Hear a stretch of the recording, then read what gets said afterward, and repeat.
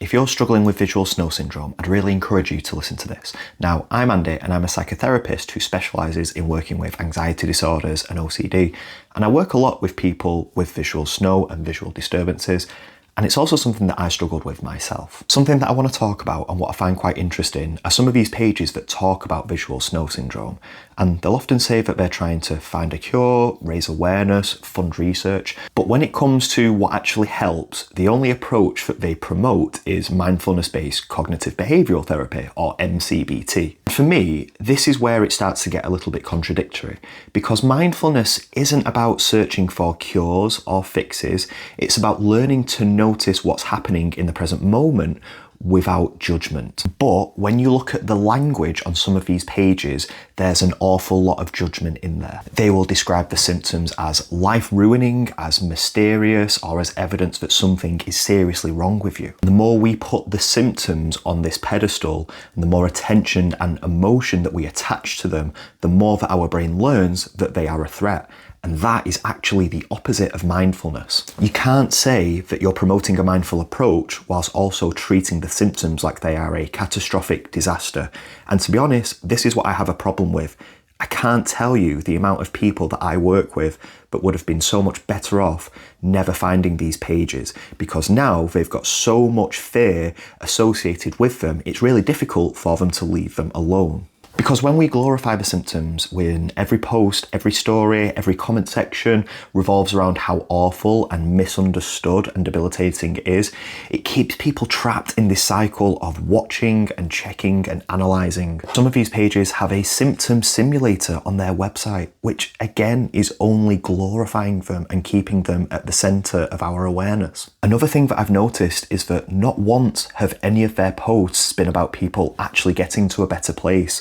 It's nearly always about raising awareness or research or reinforcing how serious and frightening this is, which can leave a lot of people struggling with visual snow syndrome feeling hopeless and like they are broken and beyond help. But people with VSS don't lack awareness of this. If anything, they already have far too much of an awareness. Constantly pushing these symptoms back into someone's face doesn't help them recover. It keeps them stuck monitoring and scanning. As well, for pages that saying they're trying to help, there's often very little practical guidance. No clear direction on how to change your relationship with these experiences. Instead, what's offered mainly are support groups, and for many people that just becomes an hour of reassurance seeking and catastrophizing and co-rumination. But by far, the most irritating thing for me is non-visual symptoms of visual snow syndrome.